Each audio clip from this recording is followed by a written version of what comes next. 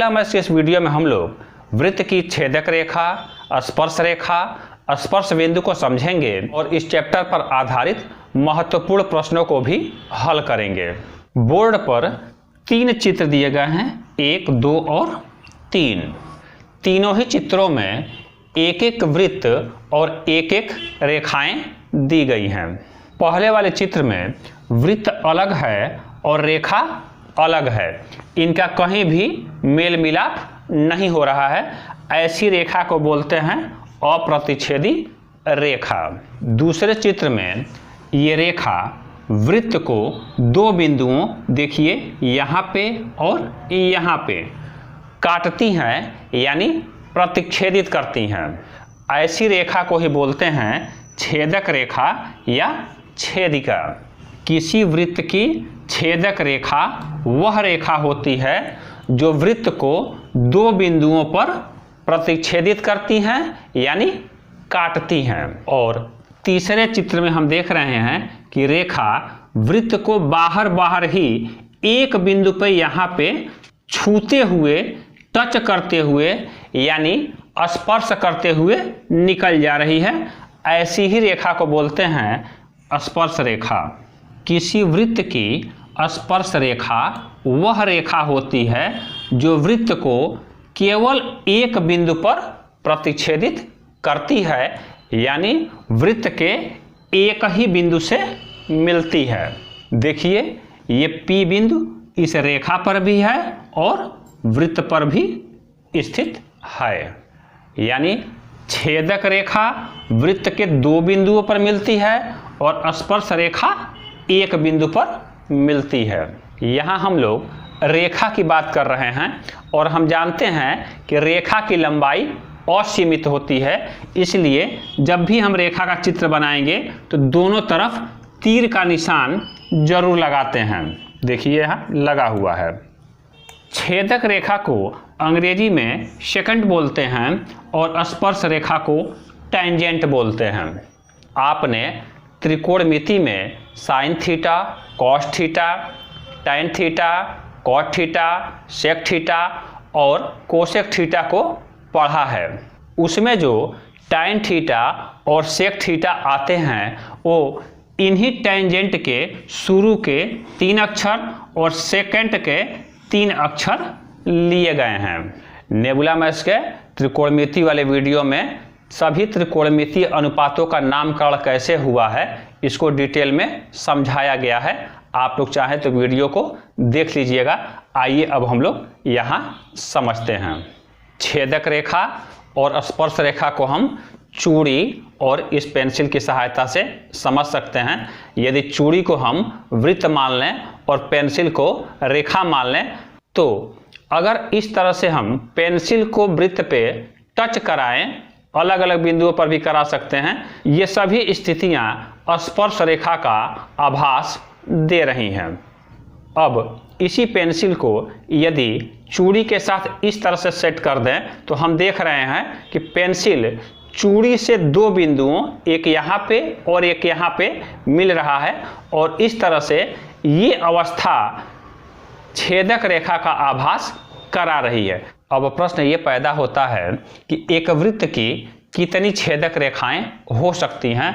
आप देखिए बनाने के ऊपर है, ये तमाम छेदक रेखाएं किधर से भी बना सकते हैं। तीर का निशान आप लगाते रहिए, छेदक रेखाएं बनती रहेंगी। लेकिन यदि हम ये कहें कि वृत्त पर स्थित किसी खास बिंदु से होकर कितनी छेदक रेखाएं बन सकती हैं, तो देखिए इस बिंदु P से कितनी छेदक रेखाएं बन सकती हैं, असंख्य बन सकती हैं। बनाने के ऊपर है, बनाते जाइए। कहने का मतलब कि वृत्त पर स्थित किसी बिंदु से असंख्य छेदक रेखाएं खींची जा सकती हैं। इसी तरह वृत्त के बाहर यदि कोई बिंदु यहाँ पे Q स्थित है तो इससे भी असंख्य छेदक रेखाएं बनाई जा सकती हैं। देखिए बनाने के ऊपर है। हम लोगों ने वृत्त की जीवा को पढ़ रखा है और यहाँ थोड़ा कन्फ्यूजन हो रहा होगा कि छेदक रेखा और जीवा में अंतर क्या है। आपको याद होगा कि जीवा वृत्त के किन्हीं दो बिंदुओं को मिलाने वाला रेखाखंड होता है। रेखाखंड की लंबाई सीमित होती है, जबकि छेदक रेखा एक रेखा है और उसकी लंबाई असीमित होती है। वृत्त की छेदक रेखा वृत्त को दो बिंदुओं पर प्रतिच्छेदित करती है, जबकि एक जीवा के एंड पॉइंट्स वृत्त पर ही स्थित होते हैं। जीवाएं भी आप जानते हैं कि असंख्य हो सकती हैं। एक प्रश्न अक्सर पूछा जाता है कि क्या वृत्त का व्यास छेदक रेखा होती है? इसका उत्तर है नहीं। वृत्त का व्यास एक जीवा होती है, उसकी लंबाई सीमित होती है, जबकि छेदक रेखा की लंबाई असीमित होती है। जैसा कि अभी हमने समझा है कि एक वृत्त की स्पर्श रेखा उसे एक ही बिंदु पे प्रतिच्छेदित करती है और उस बिंदु को बोलते हैं स्पर्श बिंदु। स्पर्श बिंदु P वृत्त और स्पर्श रेखा का कॉमन पॉइंट होता है। यदि एक रेलगाड़ी के पहिए को रेलवे लाइन पर खड़ा देखें तो ये स्पर्श रेखा का एक बहुत बढ़िया उदाहरण हमें मिलता है। रेल का पहिया वृत्त का और रेल की पटरी स्पर्श रेखा का आभास देती है, और पहिया और रेल की पटरी का जो बिंदु कॉमन होता है, एक दूसरे को टच कर रहे होते हैं, वो स्पर्श बिंदु का आभास देता है।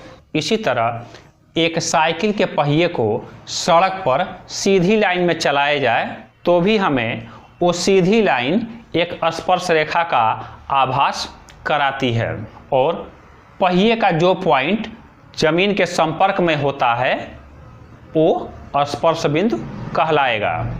अब साइकिल की उस तीली को अगर हम गौर से देखें जो स्पर्श बिंदु से मिलती है, तो उस तीली और सड़क के बीच में 90 अंश का कोण बनेगा। निश्चित रूप से साइकिल की तीलियां त्रिज्या का काम करती हैं। तो इस तरह से वृत्त की स्पर्श रेखा के संबंध में एक नियम आया कि वृत्त के केंद्र से स्पर्श बिंदु को मिलाने वाली त्रिज्या स्पर्श रेखा पर लंब होती है, यानी दोनों के बीच 90 अंश का कोण बनता है। इधर भी 90 अंश का कोण है और इधर भी 90 अंश का कोण है। ये नियम बहुत ही महत्वपूर्ण है। आगे जब हम वृत्त की रचना करेंगे वहाँ इसका इस्तेमाल होगा। इस नियम को एक बार और समझ लीजिए। यह नियम कहता है कि स्पर्श रेखा और स्पर्श बिंदु से जाने वाली त्रिज्या के बीच 90 अंश का कोण बनता है।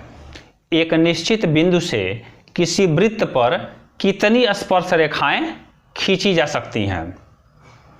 इसमें 3 परिस्थितियां हो सकती हैं।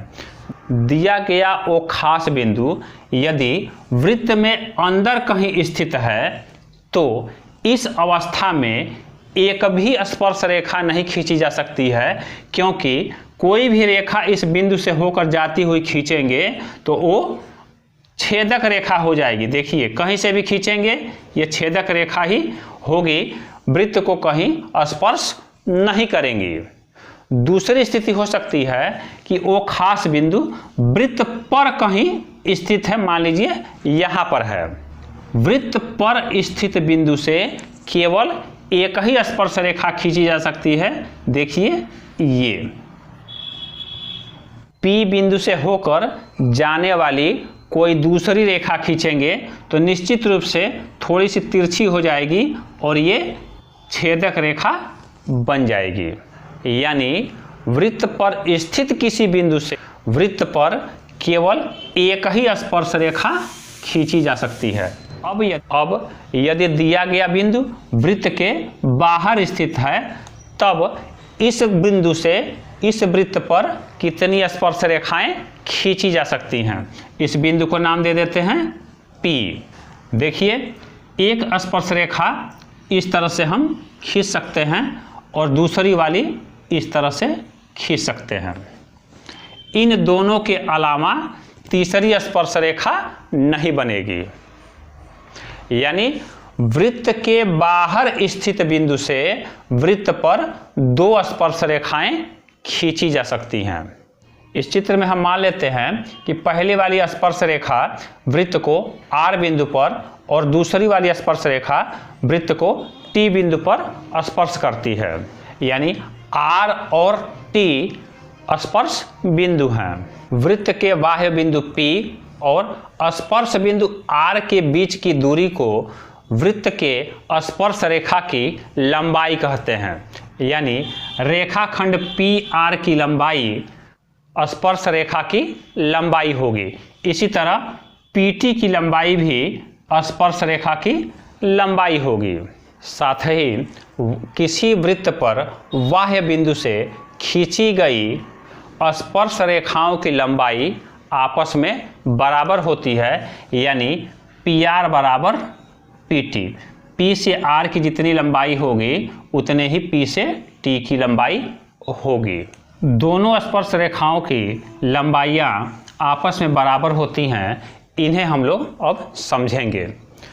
वृत्त के केंद्र C से यदि R को मिलाती हुई त्रिज्या खींच दें और केंद्र C से T को मिलाने वाली त्रिज्या भी खींच दें तो यहाँ भी 90 अंश का कोण बनेगा और यहाँ भी 90 अंश का कोण बनेगा। क्योंकि अभी हमने पढ़ा है कि स्पर्श बिंदु पे त्रिज्या और स्पर्श रेखा पे 90 अंश का कोण बनता है। अब P और C को हम मिला दें तो दो त्रिभुज बन रहे हैं। त्रिभुज PRC और त्रिभुज PTC। इन दोनों ही त्रिभुजों में एक एक कोण 90 अंश का है। दोनों त्रिभुजों का कर्ण PC कॉमन है यानी बराबर है और एक और भुजा आपस में बराबर हैं। त्रिभुजों की सर्वांग समता का एक नियम हम लोगों ने पढ़ रखा है जिसे RHS रूल कहते हैं, जो ये कहता है कि दो समकोण त्रिभुज आपस में सर्वांगसम होते हैं यदि उनके कर्ण बराबर हों और समकोण बनाने वाली एक एक भुजाएं आपस में बराबर हों। इस नियम से दोनों त्रिभुज PRC और PTC आपस में सर्वांगसम हुए। सर्वांगसम होने की वजह से संगत भुजाएं PR और PT आपस में बराबर होंगी। इतना ही नहीं, ये वाला कोण RPC कोण TPC के बराबर होगा और इधर कोण RCP और T आपस में बराबर होंगे। देखिए इस सारे रिजल्ट को एक जगह लिख दिया गया है, इन्हें नोट कर लीजिएगा, सवाल लगाने के काम आएंगे। अगला टॉपिक है कि यदि दो वृत्त एक साथ दिए हों तो उनकी कितनी उभयनिष्ठ स्पर्श रेखाएं खींची जा सकती हैं। उभयनिष्ठ या कॉमन स्पर्श रेखा का मतलब है कि वो स्पर्श रेखाएं एक साथ दोनों वृत्तों की स्पर्श रेखा होनी चाहिए। जैसे पहली कंडीशन है कि दोनों ही वृत्त एक दूसरे से अलग अलग हैं। इस अवस्था में देखिए एक कॉमन स्पर्श रेखा ये हुई, तीर का निशान आप जरूर लगा लीजिएगा। दूसरी स्पर्श रेखा जो कॉमन होगी वो ये वाली होगी। आप देख रहे हैं कि ये स्पर्श रेखाएं दोनों ही वृत्तों पर हैं। एक तीसरी स्पर्श रेखा इस साइड से भी खींची जा सकती है और चौथी स्पर्श रेखा देखिए दोनों वृत्तों को छूती हुई ये निकल गई। माने इस अवस्था में कुल 4 उभयनिष्ठ स्पर्श रेखाएं खींची जा सकती हैं। दूसरी स्थिति देखिए, इसमें दोनों ही वृत्त बाहर एक दूसरे को एक बिंदु पे स्पर्श कर रहे हैं।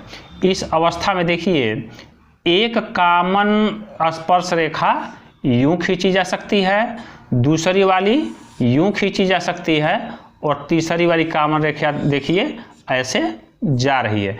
यानी इस अवस्था में कुल 3 स्पर्श रेखाएं खींची जा सकती हैं। तीसरी स्थिति को देखिए, इसमें एक वृत्त दूसरे के अंदर है और स्पर्श भी कर रहा है। इस अवस्था में सिर्फ एक ही उभयनिष्ठ स्पर्श रेखा खींची जा सकती है। चौथी कंडीशन में भी एक वृत्त दूसरे के अंदर है लेकिन स्पर्श नहीं कर रहे हैं, इस अवस्था में एक भी कॉमन स्पर्श रेखा नहीं खींची जा सकती है। और एक पांचवी स्थिति भी आ सकती है कि दोनों वृत्त एक दूसरे को दो बिंदुओं पर काटें। इस अवस्था में दो उभयनिष्ठ स्पर्श रेखाएं खींची जा सकती हैं। देखिए, एक यहाँ है और एक ये नीचे। इस तरह से कुल दो उभयनिष्ठ स्पर्श रेखाएं बन गई। तो ये था वृत्त की छेदक रेखा, स्पर्श रेखा और स्पर्श बिंदु का कॉन्सेप्ट। अब इस पर हम लोग सवाल लगाएंगे। सवाल दिया गया है कि 5 सेंटीमीटर त्रिज्या वाले एक वृत्त के बिंदु P पर स्पर्श रेखा PQ O से जाने वाली रेखा से बिंदु Q पर मिलता है। यदि OQ बराबर 13 सेंटीमीटर तो PQ का मान ज्ञात करिए। स्पर्श रेखा का नियम हम लोग पढ़ चुके हैं कि स्पर्श बिंदु P से जाने वाली त्रिज्या स्पर्श रेखा पर लंब होती है, यानी यहाँ पे 90 अंश का कोण बनेगा। इस तरह से त्रिभुज OPQ एक समकोण त्रिभुज हुआ और उसमें हम लोग पाइथागोरस का प्रमेय लगा के PQ का मान ज्ञात करेंगे। पाइथागोरस का प्रमेय कहता है कि कर्ण OQ पर बना वर्ग शेष दो भुजाओं OP और PQ पर बने वर्गों के योग के बराबर होता है। OQ का मान 13, OP का मान 5 रख के इसे हम हल करेंगे और फाइनली PQ का मान आ जाएगा 12 सेंटीमीटर। दूसरा सवाल है कि दो संकेंद्रीय वृत्तों की त्रिज्याएं, संकेंद्रीय वृत्तों का मतलब होता है ऐसे वृत्त जिनका केंद्र समान हो। यहां देखिए दो वृत्त हैं और दोनों ही का केंद्र O है। वृत्तों की त्रिज्याएं 25 सेंटीमीटर और 7 सेंटीमीटर है। बड़े वृत्त की त्रिज्या OB 25 सेंटीमीटर और छोटे वृत्त की त्रिज्या OP 7 सेंटीमीटर दिया गया है। बड़े वृत्त की उस जीवा की लंबाई ज्ञात करें जो छोटे वृत्त को स्पर्श करती है। देखिए, ये जीवा AB है जो छोटे वृत्त को P बिंदु पे स्पर्श कर रही है। हमें AB की लंबाई ज्ञात करनी है। अगर छोटे वाले वृत्त और उसकी स्पर्श रेखा को ध्यान से देखें तो पहले वाला वृत्त का चित्र ही दिखाई पड़ रहा है। इसमें AB छोटे वाले वृत्त के लिए स्पर्श रेखा का काम कर रही है और साथ ही AB बड़े वाले वृत्त के लिए जीवा भी है। पहले वाले सवाल के अनुसार ही यहाँ OPB पे 90 अंश का कोण बनेगा, यानी OP जीवा AB पर लंब है। और हम जानते हैं कि वृत्त के केंद्र से किसी जीवा पर डाला गया लंब जीवा को दो बराबर भागों में बांटता है, इसलिए AP बराबर PB होगा। इस पहले वाले सवाल के स्टेप्स को फॉलो करते हुए हम सबसे पहले PB निकालेंगे और ये PB आ जाएगा 24 सेंटीमीटर। आप लोग करिएगा। जब PB 24 सेंटीमीटर आ जाएगा तो यहाँ से जीवा AB PB का 2 गुना यानी 2 गुणे 24 बराबर 48 सेंटीमीटर आएगा। अगला सवाल है, चित्र में O वृत्त का केंद्र है और OP और OQ दो त्रिज्याएं हैं। कोण POQ ये 120 अंश का है। P और Q पर खींची गई स्पर्श रेखाएं T बिंदु पर मिलती हैं। तो इस सवाल का A पार्ट है कि कोण PTQ ये वाला कोण ज्ञात करिए। बड़ा ही आसान है। आप देख रहे हैं कि OPTQ एक चतुर्भुज बन रहा है और चतुर्भुज के चारों कोणों का योग 360 अंश होता है। स्पर्श रेखा के नियम से कोण P और कोण Q दोनों ही 90-90 अंश के होंगे। बाकी का हल यहाँ पर लिखा गया है।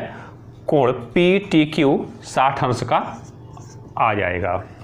सवाल का B पार्ट है कि यदि PT 24 सेंटीमीटर का हो और OT ये वाला 25 सेंटीमीटर का हो तो वृत्त की त्रिज्या OP ज्ञात करनी है।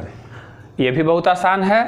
त्रिभुज OPT एक समकोण त्रिभुज है क्योंकि यहाँ P पर 90 अंश का कोण बन रहा है।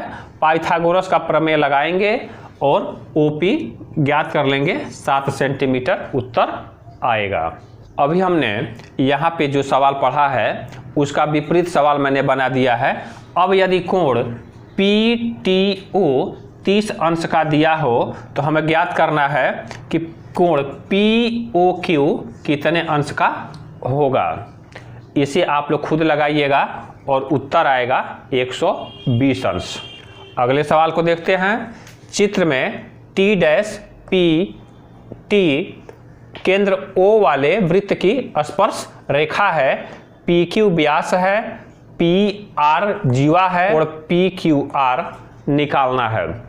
मैंने ह लिख दिया है, समझा भी देता हूं। ये वाला कोण पूरा का पूरा 90 अंश का होगा क्योंकि स्पर्श रेखा और त्रिज्या के बीच का स्पर्श बिंदु पर बना हुआ कोण है। जैसे ही ये 90 अंश का होगा उसमें से 40 अंश घटाएंगे तो कोण QPR 50 अंश का आ जाएगा। देखिए यहाँ पे। अब इस कोण को ध्यान से देखें तो ये 90 अंश का है क्योंकि ये अर्धवृत्त का कोण है। ये 50 अंश का हुआ, ये 90 अंश का हुआ और एक त्रिभुज में तीनों अंतःकोणों का योग 180 अंश होता है। इस आधार पे इसे हल करते हुए हम पाएंगे कि कोण PQR 40 अंश का आएगा। ये हल है। अगला सवाल है, वृत्त के परिगत एक त्रिभुज ABC खींचा गया है जो वृत्त को PQ और R पर स्पर्श करता है।